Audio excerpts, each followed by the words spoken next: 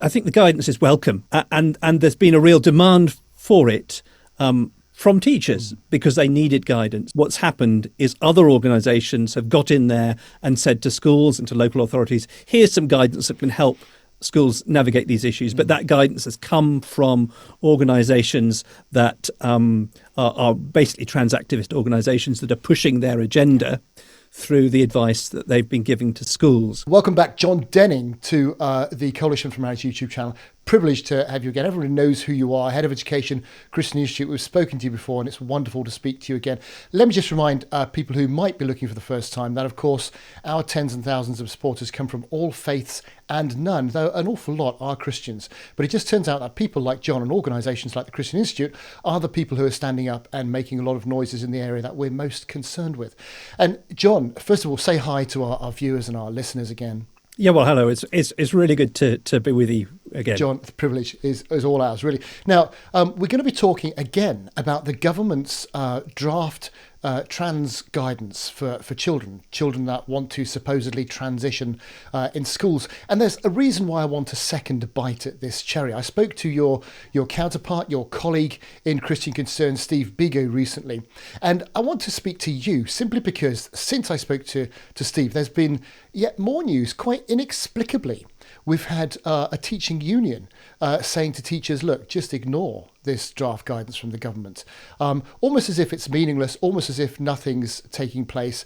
And I really want people to recognise the need to get involved in the consultation here. And so hopefully what we'll do, John, is we'll talk a little bit more about the consultation, how people can get involved.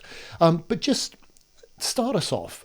Is this something which should only concern elite schools in Islington and parents of students who go there, or is it a much wider thing that we need to look at? No, it is much wider. Things have changed massively over the last 5 years in schools. There was a survey done of teachers in schools which found that 9 out of 10 secondary school teachers said they had at least one child in their class, a class they taught, who identified as transgender. I think it was only 1 in 4 in primary schools. That's still a big number. It is clustered in some places. You get more in the Brighton area, you get more in the Islington area, but it's all over the country. It's not just in the obvious places. And so the government has quite rightly stepped in and said, well, hold on, it seems quite remarkable that all of this is completely genuine. And it's not to decry that, there may well be some medical conditions, there may well be some recognised mental health conditions, but for what seems to be an epidemic of people wanting to or feeling they're born in the wrong body, actually the government is saying, hold on a minute, this doesn't sound very, very genuine to us. And we're interested in it as an organisation because, of course, marriage, we believe, is the thing that only one man and one woman can do. And if you then undermine the definitions of what those things are, it kind of breaks down any thought of marriage and marriage between a man and a woman, because what are those things anyway? So it is quite important. John, tell us a little bit from your point of view, what you like about the guidance, what you think is missing from the guidance, and then maybe help us.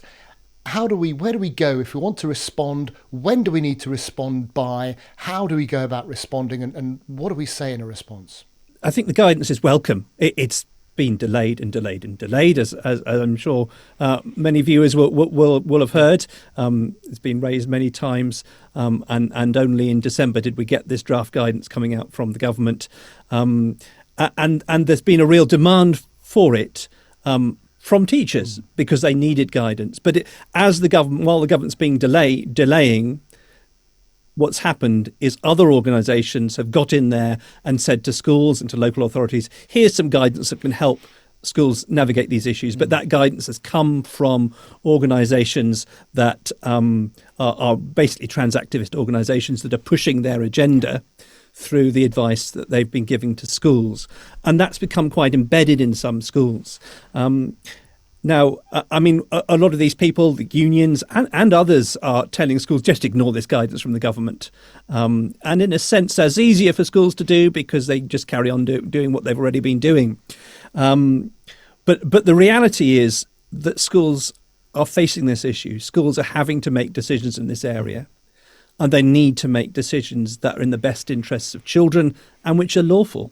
And when they make those decisions, either they can do what this draft guidance says, or they can do something else. If they do something else, that could be subject to a legal challenge. We know both Oxfordshire and Warwickshire local authorities had guidance that they produced for their schools, which they withdrew when they were faced with a legal challenge. So it is a minefield for schools, but I do think this guidance from the government is really helpful in setting out some good principles, a good process to go through. I think it's really helpful. Its title, it's called Guidance for Schools on Gender Questioning Children. So it's focusing on the fact schools have children who are questioning their gender. That's a fact, that's happening. Now, how should schools respond to that? It's not saying this is guidance for schools on how to provide for this category of pupils called transgender children. It doesn't use the word transgender, which I think is helpful, because that's a contested thing. In fact, I think it's very unhelpful to describe a child as transgender. Effectively, what you then do is you move them into a category where they have less protection. And you accept a highly contested premise. You can't change your gender. You're well, don't want to go into the science of it now, but we would say that it's pretty much fixed. You're male or you're female. And if you think you're different, the thing to do is not change your body. And therein lies the political with a small p conundrum and the thing that everyone's arguing about. But can I ask you, John, if people, and we'll talk about where to find the consultation and how to get involved, but if people respond to the consultation, are they able to do so anonymously? And that's quite an important question. You can do, or you can put your name and you can request for your response to be treated confidentially, right, and give your reasons. The basic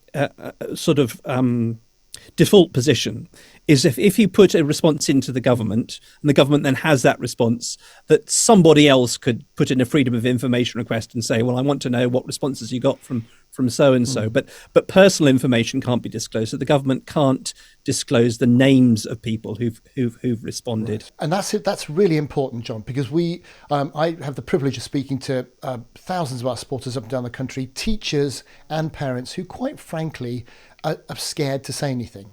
They really believe that what's going on is wrong. They believe it's madness, but they're fearful that if they say anything, they'll either be dismissed if they're a teacher, and or face the wrath of the mob, the activist mob, if they're parents, and their children likewise. So they're just absolutely terrified. But here's an opportunity where people really can and really should get involved, very low risk to themselves, get involved and say something, and let their voices be heard. So tell us, how do we go about doing this? I mean, we'll put some links in the description so people can follow those links, but how do we go about responding to the consultation? Follow the link, which, as you say, will be in the description, which will point you at the guidance itself. So do have a read of that. It's not actually very long. It's quite straightforward. So have a read of it. And then we'll have a link there to the consultation form that you fill out online. You can post something in, but filling it out online is the simplest way. And it consists of a series of questions with a yes or no question.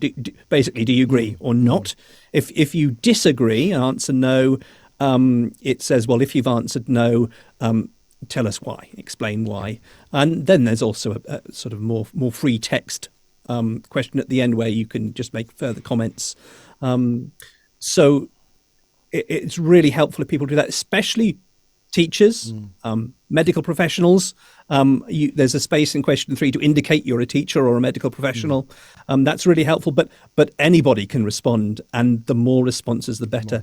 There will be a really determined effort from those on the other side of the argument to knock this guidance down, to make it really controversial, to try to, as you pointed out already, telling schools to ignore it, and they will try to knock this guidance down. So if we're pleased that the government has finally issued it, we may not agree with every detail of it, but I think we need to support it. We need to get in there and get those consultation responses in.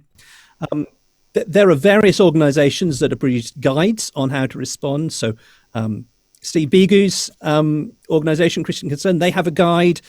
We have our own guide that we've produced for supporters. organisations like Sex Matters have as well. So perhaps those links to those can go in the description as well. Yeah. There's a little bit of that. So a typical government consultation, because the questions are, do you think this guidance is correct? Well, actually, some people will think it hasn't gone far enough. And some people will think on the other side, actually, it's gone too far. We don't want any guidance at all. So a simple yes and no is not really an intelligent way of answering that question. So hence, I think some of the guidance provided by organisations around how you answer that question, well, I think that's what the free form boxes are for, isn't it, really? So do fill those in as well. That's right. And you can, although it says, if you've answered no, please explain, you can answer yes and still explain yes, but we think you'd go further. So one of the differences, if you start comparing advice from different organisations, is we've suggested saying yes to every question, because what will happen when the responses are analysed is they'll total up the percentages of yeses and nos. People on the other side of the argument are going to be answering no to everything. So we're saying answer yes to everything. Right. Okay. And then saying yes, but we think it should go further. Other people are saying, well, answer no and explain why. It's a judgment call, that really. And we're essentially arguing the same thing. And the yes but thing, of course, is that it's just guidance. And we're in a situation, John, where people are ignoring the law around balance in the curriculum. And so if they're ignoring the law, and basically with impunity, frankly, no one's pulling them up on it, guidance, what chance does that stand? Yeah, I'd like to just challenge that slightly, Tony, because although it is true, it's guidance, I don't think it's just guidance, in the sense that it is explaining to schools how they can act in the best interests of children, which they are required to do, and to do so in a lawful way. So it is explaining the law to schools. One of the reasons there's a lot. Well, one of the excuses for pushing back against it is the allegation, schools could break the law if they follow it. But as I said earlier, well, schools could break the law if they don't follow it. It's been delayed and delayed and delayed because the government's been looking very, very carefully at what they can say that is within the law. Actually, insofar as it's explaining the law, it's not just guidance. It is what the law requires schools to do. But obviously the law is contested, and we really need some court cases actually to where this is really argued out to find out where the law does. Yeah, that's really interesting. That last bit, how encouraging parents who feel able to actually push something forward and challenge something further. And I'm wondering if there are people watching or listening, or people who do come across a situation where they think, look, this isn't good enough. I want to take it further. I want to challenge my school. I don't think what's happening is right. What would you advise them? Where would they go? How do they do that? I think the first thing to do is to have a conversation with the school, explaining your concerns, and that can be fairly low key. I think a good approach is to ask questions of the school. What about this? What about that? If you come at the school with accusations, immediately they're on the defensive, which makes it then harder for them to back down. So I'd go for the low key approach, asking questions in the first place. If you need to take things further, you can complain. All schools by law are required to have a formal complaints process, and that has several stages, and you can escalate through them all the way to the Department for Education. If the school is clearly breaching guidance, so that could be the guidance on political impartiality. They might be doing that, for example, if they are promoting transgender ideology in teaching. And you escalate that to the Department for Education. It's quite hard for the Department for Education not to back you as a parent, because you're saying, well, actually, this is what your guidance says. This is what the school's doing. They have to back their own guidance. And the same, I think, would apply to this guidance on gender questioning children, certainly once it's past its draft stage and it becomes officially issued. John, if you could just tell us, what's the final date that people need to respond by? So it's the 12th of March. 12th of March 2024. If you're watching the video after 12th of March 2024, please don't look at the consultation or try and respond. If you're doing it before, then please do. John, thank you so much for what you're doing. I think it's really, really important. Very grateful. I hope we can encourage as many people as possible to respond. One of those important things, everybody's really concerned about the well-being of children. And some of us just have very, very different views about what that looks like in real life on the ground. Thanks for everything you're doing. You must sleep really well at night. You are one of the superheroes actually on the front line of this, and well done. Thank you very much, John Denning. Thanks, Tony.